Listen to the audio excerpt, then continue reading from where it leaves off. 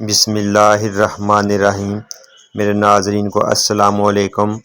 میرے عزیزو، آج میں آپ کو ماں کے ایک نافرمان بیٹے کا عبرتناک انجام بتانے جا رہا ہوں۔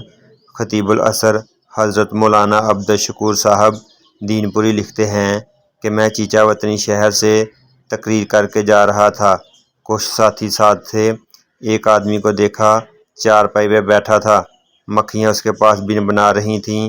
عجیب حالت تھی، چہرہ زرد ہے، غبار و گرد ہے، عجیب درد، نہ اس کا کوئی ہمدرد ہے۔ مجھے سمجھ نہ آئی یہ کون ہے۔ میں اس کے قریب گیا تو کہنے لگا، او مولانا، ادھر تشریف لائیں۔ پیلے دانت، ہڈیوں کا ڈھانچہ، کمزور سانچہ، اس کے پاؤں پر ایک کپڑا پڑا ہوا تھا۔ اس نے کہا، مجھے عبرت سے دیکھو۔ ابھی آپ کی تقریر کی آواز یہاں آ رہی تھی اور میں سن رہا تھا۔ کہنے لگا، یہاں میرا مکان تھا، دکان تھی، کاروبار تھا۔ میں کون تھا؟ میں ایک شیر جیسا انسان تھا، لیکن اب بھیک مانگتا ہوں اور اب کوئی بھیک بھی نہیں دیتا، بلکہ مجھ پر لوگ لعنت کرتے ہیں۔ کہنے لگا، غور سے سننا، عبرت کی بات بتا رہا ہوں۔ اسے میرا ہاتھ پکڑا اور کافی دیر تک روتا رہا۔ کہنے لگا، میں وہ بد نصیب ہوں جس نے اپنی ماں کے چہرے پر جوتے مارے ہیں، استغفر اللہ۔ کہنے لگا، ایک رات اپنے بد کردار گنڈے دوستوں کے ساتھ سینما دیکھنے گیا۔ واپسی پر گھر پہنچ کر ماں سے کھانا مانگا تو ماں نے شرم دلائی۔ ساری رات آوارہ گردی کرتا ہے، کبھی پولیس پکڑتی ہے، نہ تمہارا باپ ایسا تھا، نہ دادا، اور نہ یہ تیری ماں ایسی ہے، تو کن گنڈوں میں پھنس گیا ہے۔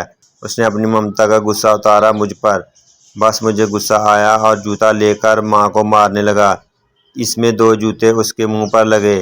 ماں کے منہ سے اتنی آواز سنی، اے عرش والے، اس لیے بچا دیا تھا کہ آج میں جوتے کھا رہی ہوں۔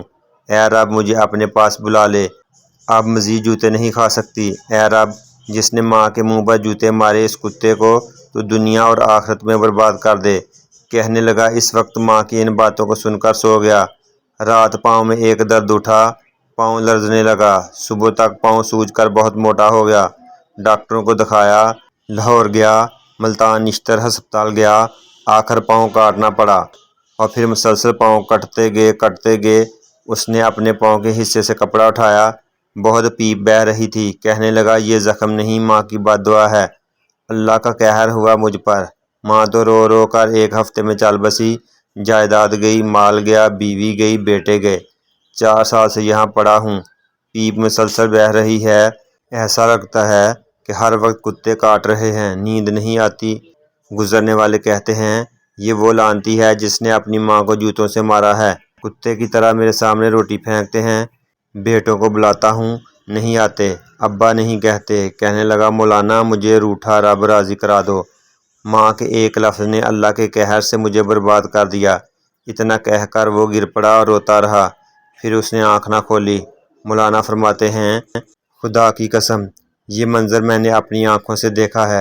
اے اللہ، تو ہمیں والدین کا فرما بردار بنا دے، آمین۔